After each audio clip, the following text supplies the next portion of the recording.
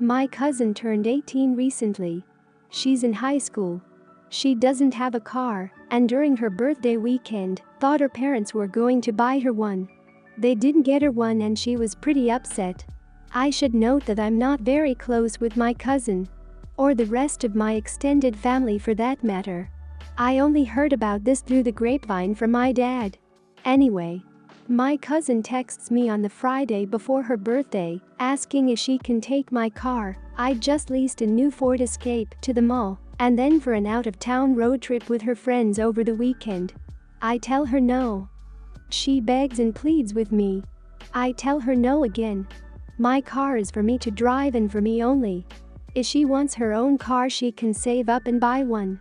She calls me a jerk and says that I ruined her birthday, and that she's embarrassed because her friends think she got a car for her birthday, and she doesn't have one. I don't respond to her and think nothing of it. The weekend comes and I sleep in very late on that Saturday, waking up at 1:00 p.m. Don't judge lol. Even though my car is parked in my driveway and my gate is closed, I come to realize that someone egged in toilet paper in my car. With many eggs and 5 or 6 rolls of toilet paper. And since the weather was warm outside, the raw egg baked into my car, along with the dried up toilet paper, destroyed the paint. Since I have security cameras around my house, I decided to go back and watch. At around 9:30ish that morning, I see my cousin and a bunch of her stupid friends vandalizing my car. I'm surprised she didn't smash the windows and poke holes in the tires too. To save my post from the 3,000 character limit, I obviously pressed charges, and my cousin is in legal trouble. Her and her parents are pissed off at me for pressing charges, her parents telling me that she's just a kid, and that she's been through a lot of emotional stresses doing virtual schooling for this past year, and that I should take that into consideration, and that I should be ashamed of myself for pressing legal charges against my baby cousin, that I'm almost 30, and don't I remember what I was like at that age? I do remember, and I wasn't stupid enough to egg anyone's car, and can't she work something out with me like doing chores around my house for money, if I drop the charges that she's young, that she doesn't need a felony on her record, etc., and that it was just a prank. Right after I pressed charges, my cousin was calling and texting me over and over, saying that this could have been avoided had I let her take my car. Am I the idiot in this situation? I need to add that my cousin already has a felony on her record, driving under the influence. She's not remorseful of anything. Also, my aunt and uncle will not pay me for the damages. They just want me to drop the charges and pay for everything myself like nothing happened. They are cheap. Not the idiot. Sure, you could have spoken with them first before pressing charges, but that last sentence was very telling. That she would text you and basically retroactively threaten you to let her take the car or she'd vandalize it says a lot about her character, and she'd probably have charges pressed against her at some point in the future anyway. Hopefully she learns a lesson to avoid that happening again. Also, chores around the house to make up for it. Not the idiot. You play dumb games, you get dumb prizes. She knew what she was doing was wrong when she did it. She's 18, an adult, at least legally. Your aunt and uncle have been covering for her and allowing her to be self-entitled, and the fact that she would do that to you shows it. Oh, talk to the police about the texts. They can likely be used as evidence of an admission of guilt. Will make the entire legal process much smoother and make the court case easier when you sue her for damages. I hate family members like this. They think their kids, no matter if they're adults or not, can do nothing wrong, and if they do, they certainly don't deserve the consequences of those wrongdoings. My aunt has 5 boys who literally can do nothing wrong. Her oldest son was drinking and driving, crashed his car at the state line, and managed to hitchhike back home. When the cops showed up, my aunt told them it was her driving. That was 10 years ago, and he still doesn't have consequences his mom won't take in his stead. I, 32, partially own a local pharmacy. Most of our patients are old folks, and a lot of them have the I'm old, and I can do what I want mentality. As such, dealing with them can be quite challenging at times. I do my best to keep them in check, And I do ban the truly intolerable patients, but if I kicked out every cranky old person that came in, we'd be out of business in a week. Last week, one of our clients came in on a really busy day and started getting nasty with one of our techs, 20. I offered to step in for her because I know this dude's an idiot, but she said she would handle it. 5 minutes later, she stomped back in, shouted "Screw this. I'm out." Grabbed her stuff and marched out the door. I ran after her and tried to calm her down, but she was having none of it. She said she was tired of dealing with jerks and giving them a pass just because they're old. I told her I understood her frustration, to take a 30-minute break, that I would deal with the jerk and then come back to work. She refused. I said if she wanted to take the day to really think before she made a decision while angry, I would give it to her. She said no and walked off. I was mad, but I understood. Because we were now down a tech, we all had to stay an extra 3 hours after close just to catch up. Well, 3 days later, she called and apologized, half crying, saying she was having a bad day, she was overly stressed. She went on about how crappy her life was going and that she couldn't afford to be out of work now. I was sympathetic and told her that if she wants her job back, she can have it on 3 conditions. 1. Seek help for dealing with her stress. I offered to pay for therapy or stress management courses. 2. If she quits again, it's for keeps. 3. I expected a written apology to her coworkers, not me, for waking out on the mid-shift. She accepted the 1 and 2 but refused the 3rd, saying it was humiliating. I said she walked out on her team mid-shift and left the rest of us to pick up the slack, and on her next shift, since I couldn't find a cover on 48 hours notice, that we were all stuck working late as a result of her sudden departure. She refused again and said she's not going to humiliate herself like that, and said that she won't come back if I'm going to make her do that. I ended the conversation with, "If that's how you feel, then so be it. I'm sorry we couldn't make it work. I'll mail you your last check in the morning." I informed my partner and she got mad at me, saying that my request was unreasonable. She agreed that it would be humiliating to her to write an apology like she was a little kid. I countered that adults don't just rage quit their job mid-shift with no notice. Now we're at an impasse. She wants to offer her job back, sends apology, and I want to move on and find someone new. I am questioning my decision now. So, am I the idiot for making an employee apologize in order to get her job back? Not the idiot. You are maybe one of the coolest bosses ever from this story. Do you have any idea how many people would have handled the situation gracefully in the moment, accept the person back after walking out on everyone and freaking out, and offer to pay for mental health services? Not many. The written apology is a little embarrassing. But you are right. Her coworkers deserve it. And she deserves to be held accountable for her actions, which wouldn't truly be happening unless that or something similar was required. Everyone's the idiot here.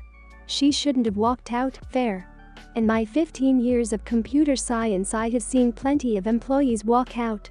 Never have I got a verbal or written apology for it from them. The boss handles it and then that's the end of it. That is exactly what should happen. She acknowledges bad behavior, makes an effort to fix the issue, and that's the end of it. Making her basically dress herself down in front of other employees is too much. Do you make every employee apologize for everything they do wrong to the whole team? Everyone's the idiot here. You really need to have some standards for your customers, and a known idiot should be banned from a pharmacy. The tech shouldn't have rage quit, but you told her in your exchange to take the rest of the day off and think about whether they really wanted to quit and get back to you, so you're somewhat responsible for her leaving and thinking she could later have her job back. I, 19, started working as a babysitter recently, as I do during this time of year every year. I received a call from a single mother wanting me to babysit her kids while she goes to work from 8 a.m. to 6 p.m.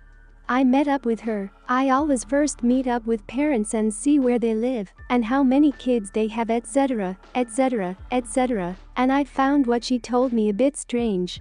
She said she has been desperately looking for a babysitter who is willing to babysit her kids but couldn't find. I mean, the area is full of babysitters available. Her house was close enough, and the money is good, so I was kinda confused by her statement. She introduced me to her two kids, 7-4. They were super nice and polite. We talked about schedules, routines, their regular rules, and we agreed on almost everything. First day of the job, I arrived at her place at 7:30, and I was puzzled when I saw a kid in a wheelchair. I asked who he was and she said that this was her severely disabled 11-year-old son. I asked if she was expecting me to look after him too. And she said he was part of the deal, but he wasn't. I didn't know about him and did not think I was going to have to care for a disabled child. She told me I was overreacting and gave me a list of duties, such as changing him and feeding him at certain times. But I freaked out and I told her no, I'm not capable of caring for a disabled third kid in the house. We did not agree on that. I'm just a babysitter, not a carer, which what he needs. She said she wouldn't be worried as long as I'm an adult, besides that it's like caring for an infant, and asked me if I had never changed a diaper before. But this is different, this is completely different. I blatantly said that this doesn't work for me and decided to not babysit for her. She got upset with me, saying I can't back out of an agreement now after I let her on, and she thought she chose an adult for this job, but I was being unreliable. But she initially lied and hid her third son who's disabled and needs special care, and then expected me to go with the flow. She said that I should at least try for a week till she's got a willing babysitter, because she can't leave her new job and stay home with the kids. She begged me to stay, even offered more money, but I decided to leave. I got home and my parents asked me why I left my new job. I told them what happened and my mom looked dumbfounded, saying I put that lady in a rough place by basically bailing on her when she was counting on me. What? No, would she think that? She went on about her being a struggling single mom trying to make things work, but I was acting cowardly and selfishly and short-sighted. I asked Mom, are you serious? And she responded by asking me to put myself in her shoes, but she wanted me to care for a severely disabled child, and I honestly got scared. This is a huge responsibility legally. Morally, it was a jerk move for just quitting without giving her chance to find a replacement. She kept calling for hours. Am I the idiot?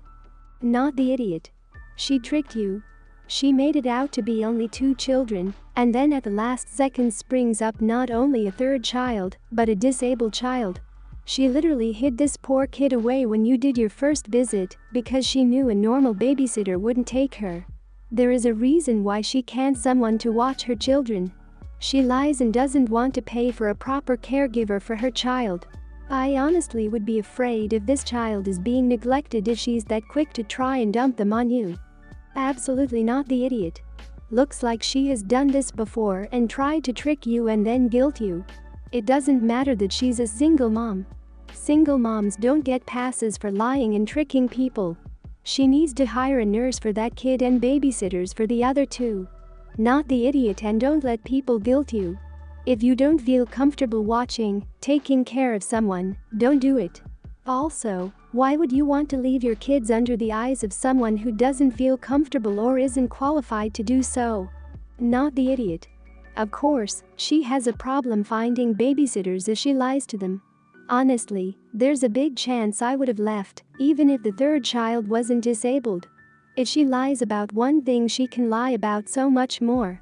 Most babysitters, adults or teenagers, do not have the formation to take care of a kid with special needs. I would not want someone with no experience to take care of my special needs kid. My family and I moved into a new home this spring. We had previously lived in apartments and we now have our first yard for our kids to play in. The neighborhood we moved into has a lot of mature trees, and this being the first time I've had to do my own yard work, there has been a learning curve. One of my neighbor's yard is separated from ours by a chain link fence. There is a large tree just on their side of the fence. Some roots from the tree spread into my yard, and some of them are growing on the surface of the ground. They are visible and are above the ground quite a bit. About a month ago, my kids were running around and playing, and my daughter tripped on one of the roots, fell, and ended up breaking her wrist trying to catch herself.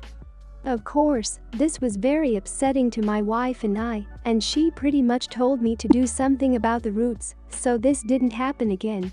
So, I bought some tools and started tearing the roots up as best I could.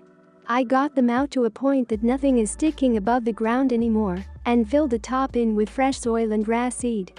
My neighbor must have noticed the work I did because he made a comment about the fresh soil. I told him I had to remove some roots since my daughter tripped on one. He asked what I meant by remove, and I told him I dug a bunch out and cut them out as best I could. He got pissed and told me I probably killed his tree. I told him that removing a few roots isn't going to hurt a tree that big, and they were creating a tripping hazard. And since they were in my yard, I did what I needed to do to remove them. He told me there are other ways to deal with roots like that, instead of cutting them out and causing stress to the tree, and he would have gladly helped if I had asked. He said that tree is probably going to die, which means it is probably going to have to be removed, and said that a tree that large is going to cost thousands of dollars to take out. I told him that sounds ridiculously expensive. He said if the tree dies and he has to have it cut down, he's going to ask me to pay for some of it because of what I did to the roots. I told him good luck with that, and that I'm not paying anything for his tree. He called me an idiot and told me the previous neighbors at least had the decency to ask for help when they didn't know what the hell they were doing, instead of causing damage to other people's property. I told my wife about it, and she thinks the guy is just being a jerk and agrees with me that taking a few roots from the top of the ground isn't going to hurt a tree that big. She also agrees that there is no way in hell we are going to pay for anything for this guy's tree. We were just making sure our yard is safe for our kids to play in. It's not our fault his tree grew roots into our yard. Sorry, but you are the idiot. You probably didn't know this, but if you damage his tree by cutting the roots, you are liable for the tree if it dies. You definitely should have spoken to him before cutting the roots. We did a ton of work in our very old property. The trees in my neighbor's property close to our boundary died. Our family lawyer advised us to pay to have the trees removed. It wasn't contentious and we are friendly with the neighbors, but it was the right thing to do. You are the idiot. 1. You could have covered the roots with more soil and seed. 2. Removing roots will at least make the tree sickly, if not outright killing it. I imagine the leaves are droopy on it now. I've done some work with tree health in one of my research jobs many moons ago, and generally, you can safely prune roots that are 3 or 5 times the diameter away from your tree.